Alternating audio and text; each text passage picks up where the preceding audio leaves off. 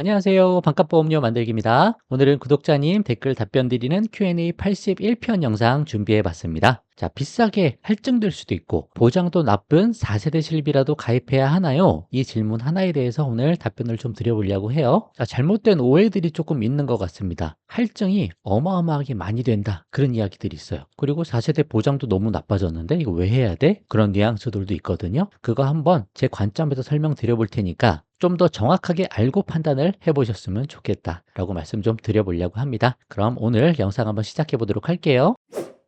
그리고 시작에 앞서서 새로 생긴 유튜브 쇼핑 광고란 게 있어서 제가 간단히 광고 하나만 좀 해보도록 할게요. 자, 유튜브 쇼핑이 생겨서 영상 하단에 이렇게 제품 보기 이런 게 나와 있을 수 있습니다. 이런 거 관심 없고 불편하시면 그냥 X 누르고 지워버리시면 되세요. 근데 새로 나와서 보니까 제 책도 쿠팡에서 바로 구매할 수 있게 되어 있고, 이게 예전에 뭐 쿠팡 파트너스 뭐 그런 비슷한 것 같아요. 저한테 수수료가 조금 나오고 좀 쉽게 편하게 바로 구매로 이어질 수 있게끔 하려고 만들어 놓은 것 같습니다. 뭐 그것보다 사실 제 동생이 호주에서 과자를 좀 수입해 와서 판매하고 있는 게 있거든요. 그거 하도 광고 좀 해달라고 해서 제가 부끄럽지만 상황에 못 이겨 간단히 좀 말씀드려 보려고 합니다. 여러 가지 상품은 있는데 제가 먹어보니까 괜찮은 거 그냥 말씀드릴게요. 뭐 DJNA라고 해서 이런 과자들이 있습니다. 호주에서 많이 팔리는 과자인 것 같은데 그냥 야채들을 동결 건조해 가지고 영양소 파괴가 최대한 덜 되게끔 만들어 놓은 과자인 것 같아요. 동결 건조해서 만들어 놓은 야채 형태 그대로입니다. 그래서 신선한 야채를 그대로 영양소 파괴도 최소화해서 가족들이 안심하고 먹을 수 있는 간식이다. 술안주 하셔도 좋고 아이들 먹여도 잘 먹습니다. 평가도 괜찮으니까 관심 있으신 분들은 한번 구매해 보셔도 좋을 것 같아요. 이런 광고 안 해봐서 부끄럽지만 그냥 나쁘지 않은 것 같아서 한번 말씀드려 봅니다. 불편하신 분은 그냥 싹 넘어가세요.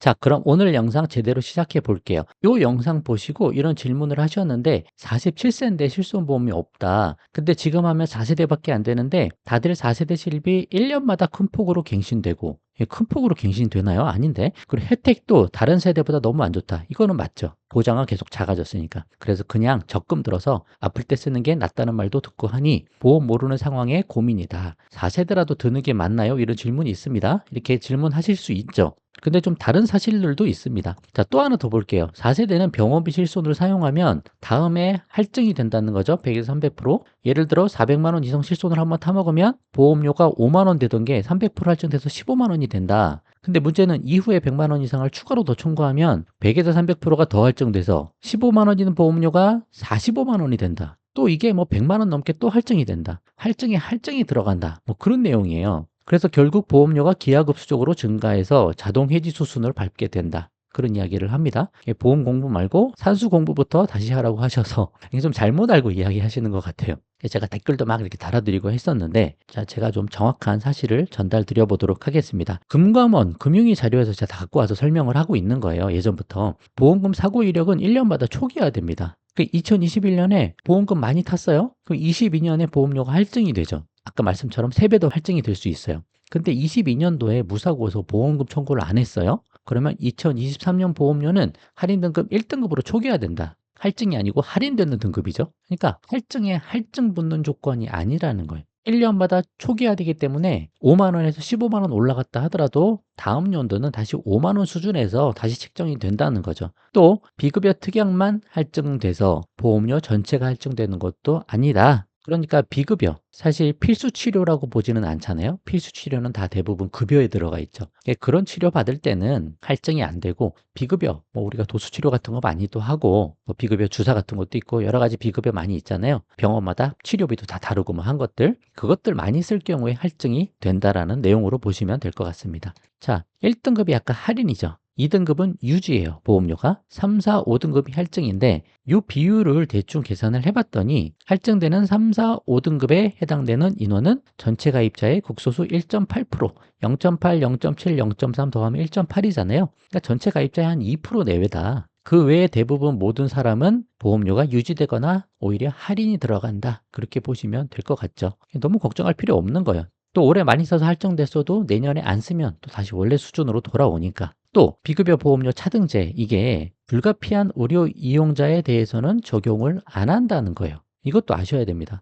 산정특례 대상자, 암, 심장, 희귀난치성 질환자 이런 분들에 대해서는 이 대상에 해당이 되면 비급여 쓴 거 가지고 할증 안 시킨다라는 거예요. 필수 치료라는 거죠. 또 노인장기요양법상 장기요양 대상자 1, 2등급 판정자 이분들에 대해서도 비급여 쓰는 거에 대해서 할증하지 않겠다라고 돼 있으니까 핵심적인 건 뭐냐면 도수 치료 많이 받아서 비급여 엄청 쓰시는 분들도 일부 있잖아요. 과잉으로 쓰시는 그런 분들 좀 막아보겠다라고 하는 취지가 좀 담겨 있다는 것도 한번 생각을 좀 해보시면 좋을 것 같습니다. 너무 많이 오르고 너무 크게 오르니까 4세대는 안 되겠다. 그런 생각을 가질 필요는 없다라고 말씀드리는 거예요. 또 4세대 보험료가 1세대 보험료 대비 한 70% 정도 보험료가 저렴하잖아요. 뭐 10만 원 낼 거 3만 원 수준에서 시작하니까 초기 보험료 수준도 매우 낮은 수준이라서 제가 뭐 4세대가 무조건 좋다, 4세대로 다 가세요 그런 건 아니고 상황에 맞게 해야 되지만 무조건 나쁜 실손이다라고 이야기할 수는 없다 그렇게 말씀드려보려고 하는 겁니다. 자, 그럼 4세대 보장이 너무 작지 않아요? 보장 작죠? 그럼에도 불구하고 실손의료보험 보장 범위를 한번 보시면 건강보험에서 급여로 해주는 거, 비급여로 해주는 거의 비율이 있습니다. 급여가 두 개 합하면 80%가 좀 넘죠. 그 비급여가 한 17% 정도밖에 안 됩니다. 근데 실손이 커버하는 건 이 부분이죠. 여기는 건강보험에서 다 내주죠. 여기는 급여 중에서도 우리가 일부 내야 되는 게 한 19% 정도 되는 거고 또 비급여는 우리가 내야 되니까 이 부분을 실비가 커버를 하는데 4세대 실손은 급여에서 80% 보장하니까 우리가 내야 되는 금액은 급여의 20%죠. 그럼 요 19.6%에 20%를 우리가 낸다고 보면 되는 거예요. 그러니까 이거 곱하면 한 3.92%. 또 비급여 16.6%에 비급여는 30% 우리가 자기부담금, 비급여의 70%를 실비해서 보장해 주니까 16.6에 0.3 하면 4.98%. 그러니까 평균적으로 이거 두 개 더하면 한 8.9% 나오니까 총 병원비의 10% 내외를 우리가 내는 거다. 그렇게 보셔도 됩니다. 국민건강보험이 보장하는 부분이 너무 일단 크니까. 그래서 실비랑 국민건강보험 두 개 잘 가입하면 내가 평생 발생할 병원비에 대략 한 평균 90% 이상은 보장이 된다. 그렇게 볼 수도 있는 거죠. 이것만 딱 떼놓고 실비의 보장만 보면 80%, 70%뭐 그 정도 보장이 되겠지만 말이죠. 그래서 어찌됐든 1세대든 4세대든 유병자 실비든 노후 실비든 실비는 무조건 하나 가입을 하자. 국민건강보험하고 실비보험 두 개는 필수보험이다 라고 생각을 하시는 게 좀 더 낫다고 저는 생각을 합니다. 자, 그럼 결론으로 마무리해 보도록 할게요. 실비보험에 대한 반값보험료 만들기의 생각은 무엇이냐? 자, 민간보험 중에서는 실비보험보다 우리에게 압도적으로 유리한 상품이 없어요. 보험 설계사는 실비를 팔 만한 이유가 별로 없습니다. 수당도 안 되고. 그러니까 자꾸 다른 보험들 이야기하는 거예요. 그러니까 다른 보험이 중요해 보이지만 그거보다도 압도적으로 유리한 게 실비보험인 거예요. 착각하시면 안 됩니다. 다른 보험 다 없어도 실비보험 하나만 있으면 제가 보험의 100점 점수 기준으로 했을 때 80점 이상 먹고 들어간다는 게 실비보험인 거예요. 그만큼 우리한테 유리한 건데 아무도 이야기 잘 안 하죠. 4세대라도 이거 가입하는 겁니다. 그리고 작은 위험을 대비하는 상품이 아니고 큰 위험을 대비하는 상품으로 인식을 하시면 좋을 것 같아요. 아, 뭐 조금 받아봐야 얼마 받았겠어. 뭐 병원 조금 통원하는 거 그런 거 대비하려고 그런 거 받으려고 가입하는 게 아니다라는 거예요. 큰 사고가 났을 때 실비가 매우 큰 도움이 됩니다. 이거 있고 없고 간엔 큰 사고나 질병이 나봐야 아시는 거예요. 뭐 10,000원, 20,000원, 30,000원 그거 보험금 청구하려고 하는 보험이 아니다. 그런 관점으로 생각을 해주시면 좋겠습니다. 자, 그래서 보장이 좀 줄어든 4세대 실비라도 가입하는 게 유리하다. 어디 뭐 특정 지어진 게 아니잖아요. 어디가 아파도 손가락이 아파도 발바닥이 아파도 병원만 가면 병원비를 지급하는 보험이기 때문에 압도적으로 유리한 거고요. 병력이 있으면 유병력자 실비라도 가입을 하시라는 거죠. 어떤 실비라도 실비는 하나는 가입을 하자. 태아 때부터 태아 실비 가입하고